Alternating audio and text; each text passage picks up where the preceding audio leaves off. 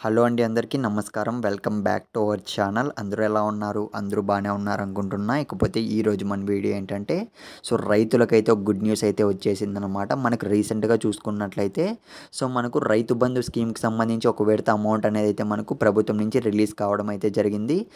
చాలామంది రైతులకైతే ఇంకా అకౌంట్‌లో అమౌంట్ అనేది పడలేదని అయితే బాధపడుతున్నారు. ఎవరికైతే పడలేదో ఇంకా ఒక్కసారి కింద కామెంట్ అయితే చేయండి రైతు బంధు స్కీమ్‌కి సంబంధించి.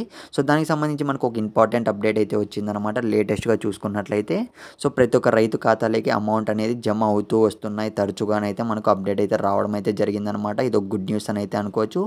ఇకపోతే ఇప్పటికీ కూడా ఈ రైతు బంధు స్కీమ్‌కి సంబంధించి అమౌంట్ అనేది రిలీజ్ చేశారు కదా!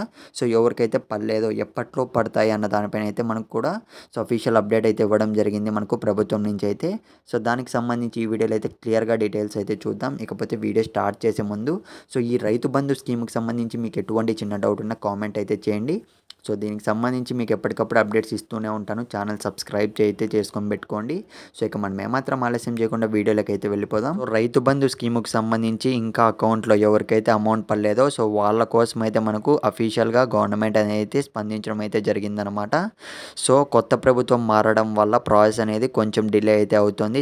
ఎవరికైతే రైతులకు అకౌంట్‌లో అమౌంట్ పడలేదో ప్రతి ఒక్క రైతుకి అయితే ఈ జనవరి మంత్ ఎండింగ్ లోపు అయితే ఖచ్చితంగా జమ చేస్తామని అయితే వాళ్ళు హామీ అయితే ఇవ్వడం జరిగిందనమాట. ఈ అప్డేట్ అయితే మనకు అఫీషియల్‌గా ఈరోజు అయితే వచ్చింది. మీరైతే ఏమాత్రం టెన్షన్ అయితే పడకండి. అమౌంట్ అయితే పడుతుంది.